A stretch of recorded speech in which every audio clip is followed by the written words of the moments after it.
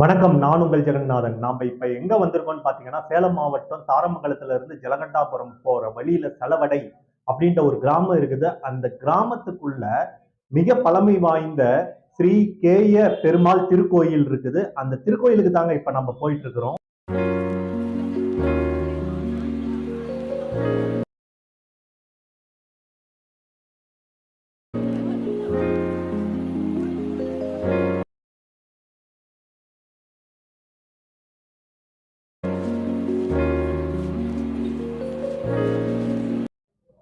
இந்த மூலவருடைய பேரு ஸ்ரீ கேய பெருமாள், அதாவது விஷ்ணு பெருமாள் அப்படின்ட்டு சொல்றாங்க. இவர் சயன வடிவத்துல, அதாவது படுத்து காட்சியளிச்சுக்கிட்டு இருக்கிறாரு.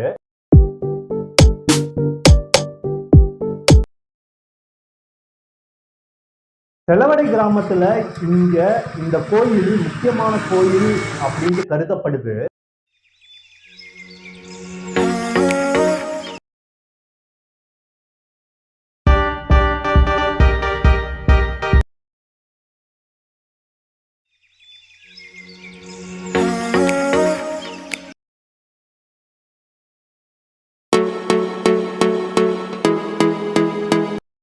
சுமார் 600 வருடங்களுக்கு முன்னாடி பூமியில இருந்து கண்டெடுக்கப்பட்ட இந்த பெருமாள் மிக அற்புதமாக இருக்கிறாரு.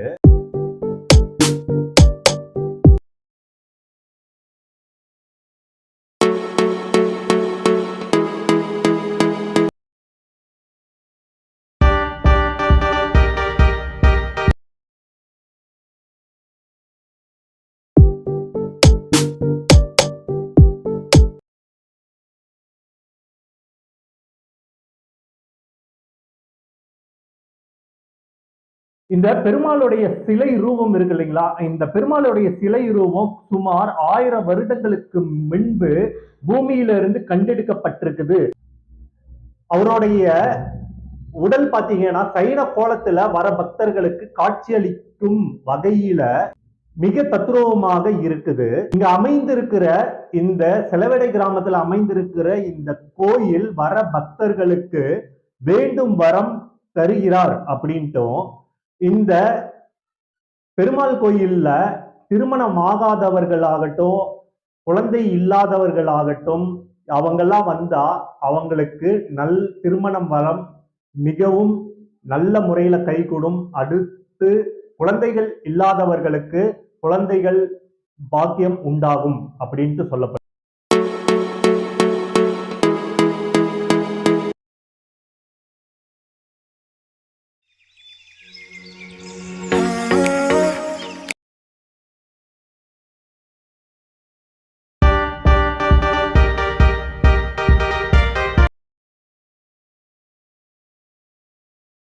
இந்த பெருமாளுடைய பேர் பாத்தீங்கன்னா ஸ்ரீ கோபால திருத்தலம் அப்படின்ட்டு இன்னொரு பெயரும் இருக்குது.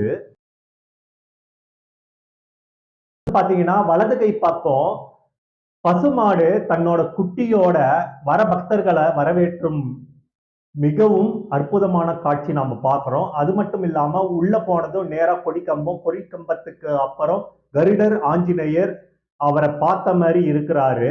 அதே மாதிரி இடது பக்கமா போனீங்கன்னா விநாயகர், அந்த சைடு சுத்தி வந்ததுக்கு அப்புறம் நவகிரகங்கள் எல்லாமே இருக்குது. இந்த கோயில்ல சிற்பக்கலையும் மிக அற்புதமாக இருக்குது. இந்த கோயிலுக்கு வந்தீங்கன்னா உங்களுக்கு மிக பிடித்தமான கோயிலாக இருக்கும். நினைத்த காரியங்கள் எல்லாமே நிறைவேற்றும் கோயிலாக அமைந்திருக்குது. அவங்களுக்கு வர பக்தர்களுக்கு எந்த ஒரு தீங்கும் இல்லாம நல்லபடியா நினைத்த காரியங்கள் நடத்தி கொடுப்பார் அப்படின்ட்டு அந்த பொதுமக்கள் சொல்றாங்க.